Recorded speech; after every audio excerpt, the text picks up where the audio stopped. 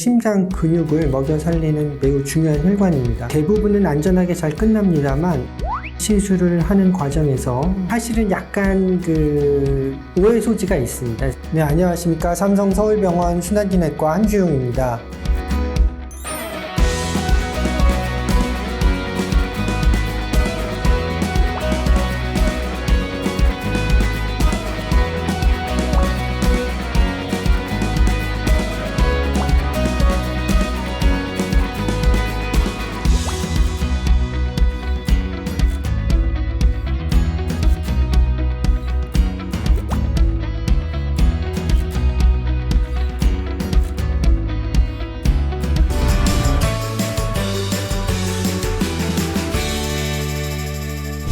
관상동맥은 심장 근육에 혈액을 공급하는 매우 중요한 혈관입니다.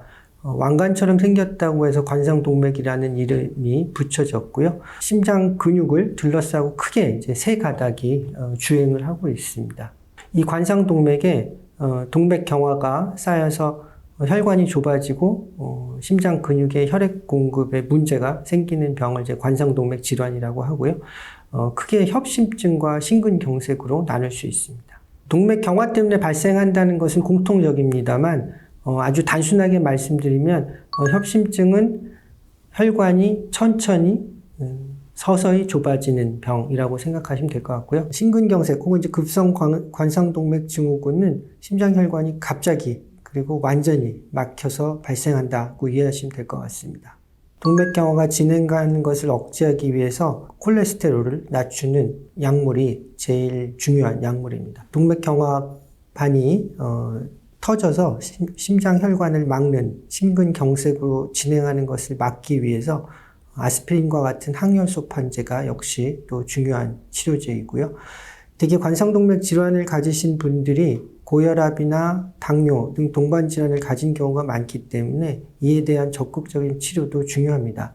협심증의 대표적인 증상은 운동할 때 가슴이 답답하다 혹은 숨이 차다는 증상인데요. 이러한 증상이 지속되게 되면 혈관을 넓히는 관상동맥 중재 시술을 시행하게 됩니다. 가장 대표적인 방법은 좁아진 부위에 스텐트를 삽입을 하는 것입니다.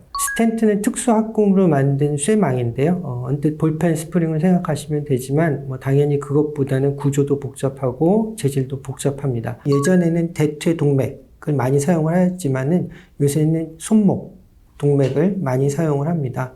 혈관을 통해서 카세터라고 하는 부드러운 관을 심장 쪽으로 접근시킨 다음에 가느다란 선으로 병변을 통과시키고 그 가느다란 선을 따라서 스텐트를 삽입하게 됩니다. 스텐트를 삽입하기 위해서는 먼저 혈관을 어느 정도 확장하는 게 필요한데요. 그때 풍선으로 먼저 혈관을 어느 정도 넓혀 놓고 그 다음에 스텐트를 삽입하고 그리고도 부족하면 또 풍선으로 이제 다시 넓히는 작업을 하는 것이 일반적입니다.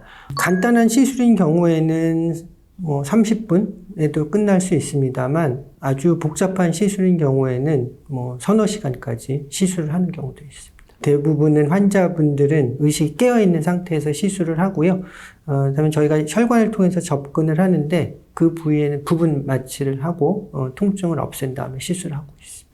스텐트 시술을 하는 과정에서 혈관 박리, 그러니까 혈관이 좀 찢어지는 거죠. 드문 경우지만 천공, 혈관이 이제 터지는 경우가 생길 수 있고 또 심근경색이 발생한다든지 혈압이 떨어져서 중환자실 가셔야 한다든지 응급 수술이 필요하다든지 혹은 뇌졸중 그리고 혈관 손상 등의 여러 가지 합병증들이 발생할 수는 있습니다만 전체적으로 발생률 자체는 굉장히 낮기 때문에 경험 있는 의료진이 시행을 한다면 안전하게 잘 성공적으로 시술할 수 있습니다. 스텐트는 영구적입니다. 그래서 몇 년마다 한 번씩 이제 교환을 해야 한다든지 하는 필요성은 없고요. 스텐트 안에 다시 동맥경화가 쌓이면서 내경이 좁아지는 스텐트 재협착이 발생할 수는 있습니다. 재발률이 매우 낮기 때문에 대부분 환자분들은 잘 생활을 하실 수가 있고요. 증상이 없으시다면 특별히 주기적으로 혈관에 대한 검사를 시행하실 필요는 없습니다. 다만 증상이 있을 때는 시술하신 선생님하고 상의를 하시고 그에 맞는 이제 적절한 검사를 시행하셔야 합니다.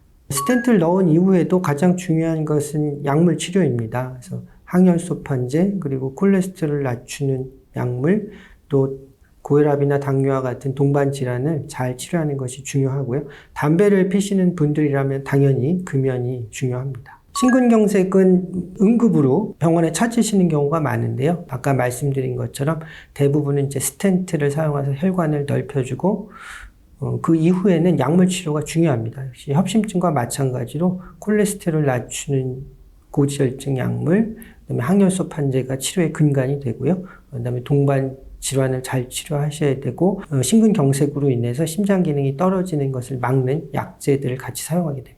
시간이 지남에 따라서 약물 개수가 줄어들 수는 있습니다만 기본적으로 몇 가지 약물은 평생 복용하셔야 합니다. 관상동맥에 동맥경화가 발생하면 그 과정에서 칼슘이 침착하게 됩니다. 그 칼슘을 CT에서 잘 발견되기 때문에 이제 저희가 관상동맥 석회화 점수라는 것을 이제 측정할 수가 있는 거고요. 0점인 게 가장 좋습니다. 그리고 한 400점 이상 높으면 고위험군이다라고 알려져 있습니다. 그래서 그리고 1000점이 넘어가면 0점인 사람에 비해서는 심근경색 발생률이 한 10배 정도 증가한다는 것으로 알려져 있습니다. 관상동맥 경화가 발생하는 과정에서 칼슘이 침착하기 때문에 동맥경화가 많이 진행된 분들은 그로 인한 증상이 있을 수 있지만 대부분의 환자분들은 무증상 상태에서 검진해서 CT를 찍고 관상동맥 석회화가 관찰됩니다. 관상동맥 CT라고 흔히들 말씀하시지만 이제 조영제를 쓰느냐 안 쓰느냐에 따라 좀 나누어서 생각을 하셔야 될 것 같습니다. 증상이 있어서 병원에 찾아오신 분들, 특히 저 같은 이제 순환기내과 진료를 보러 오신 환자분들은 저희가 조영제를 사용해서 찍는 관상동맥 혈관 CT를 사용을 합니다. 그런 이제 정밀 CT를 사용한 경우에는 혈관의 어느 부위가 어느 정도 좁아져 있는지를 비교적 정확하게 알 수 있고요. 반면에 이제 증상이 없으신 분들이 검진을 통해서 관상동맥 석회화 점수를 촬영하실 때에는 조영제를 사용하지 않고 찍습니다. 그래서 그런 경우에는 혈관이 어느 부위가 몇 % 좁아졌는지까지는 알 수는 없고 석회화 점수를 측정을 하고 그 점수에 따라서 추가적인 검사를 할지 말지 결정을 합니다. 혈관에 안 좋은 건 콜레스테롤로 알려져 있습니다. 그래서 검진에서 콜레스테롤 수치가 높다면 콜레스테롤 높은 음식을 피하시고 운동을 하고 기본적인 생활 수칙이 중요할 거고요. 특히 이제 혈관에 안 좋다고 알려져 있는 저밀도 지단백 콜레스테롤이 높은 경우에는 약물 치료가 필요한 경우가 있습니다.